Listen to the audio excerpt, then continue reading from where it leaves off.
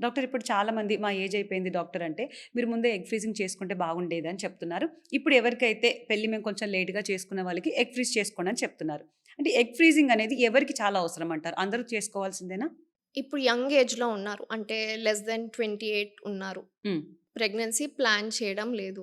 మీరు regular health చెకప్‌కెళ్లారు. AMH లో ఉంది. 0.5, 0.6 హ్మ్. కంపల్సరీ ప్రెగ్నెన్సీ ప్లాన్ చేయట్లేరు అంటే ఫ్రీజ్ యువర్ ఎగ్స్. అంటే మీకు ఓకే. 25కే ఏఎంహెచ్ అనేది 0.5 ఉంది అంటే నార్మల్‌గా 2-4 ఉండాల్సింది 0.5 ఉంది. అంటే 25% మిగిలాయి మీకు ఎగ్స్. ఓకే. ఓకే. సో, ఇప్పుడు మీరు తొందరపడాలి. ఇప్పుడు హుహు. కంగారు పడాలి. ఇలాంటి వాళ్ళు ఎగ్స్ ఫ్రీజ్ చేసుకోవాలి. 30 దాటింది, 32 దాటింది. నేనింకా పెళ్లి గురించి గానీ, ప్రెగ్నెన్సీ హ్మ్. గురించి గానీ డిసైడ్ చేసుకోలేకపోయాను. 34 లోపు ఎగ్స్ ఫ్రీజ్ చేసుకుంటే సేఫర్. ఓకే. మనం 35 దాటింది, నంబర్ తగ్గుతుంది, క్వాలిటీ తగ్గుతుంది. సో, అప్పుడు మీకు multiple cycles of egg freezing అవసరం పడొచ్చు. ఓకే. సో, మీకు ఎగ్ కౌంట్, క్వాలిటీ బెటర్ ఉన్నప్పుడు చేసుకుంటే, ఒక్క సైకిల్‌లోనే మీకు కావాల్సినన్ని ఎగ్స్ వచ్చే ఛాన్సెస్ బెటర్ ఉంటాయి. హుహు. ఏఎంహెచ్ అంటే ఏంటి డాక్టర్? మీరిందాక చెప్పారు కదా! ఏఎంహెచ్ అనేది ఒక బ్లడ్ టెస్ట్. హ్మ్. Ovarian reserve test. హ్మ్. మీ ఓవరీస్‌లో ఎన్ని ఎగ్స్ ఉన్నాయన్నది ఆ టెస్ట్ ద్వారా మనకు తెలుస్తుంది. 2-4 is normal range.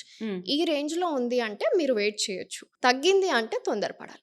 So, AMH స్కోర్‌ని బట్టి వాళ్ళు అలర్ట్ అవ్వాలంటారు. డెఫినైట్‌లీ. సో, ఇప్పుడైతే నేను 22, 23 దాటినా కూడా ఎవ్రీ ఇయర్ ఏఎంహెచ్ చేసుకుంటే సేఫ్ అని చెప్తాను. హుహు. లాస్ట్ ఫ్యూ ఇయర్స్ నుంచి చాలా మందిని వెరీ యంగ్ ఏజ్‌లో లో ఏఎంహెచ్‌తో చూస్తున్నా. Okay. Okay. It is just a blood test. సంవత్సరానికి ఒక్కసారి చేసుకుంటే ఫ్యూచర్‌లో బాధపడకుండా ఉంటారు. హుహు.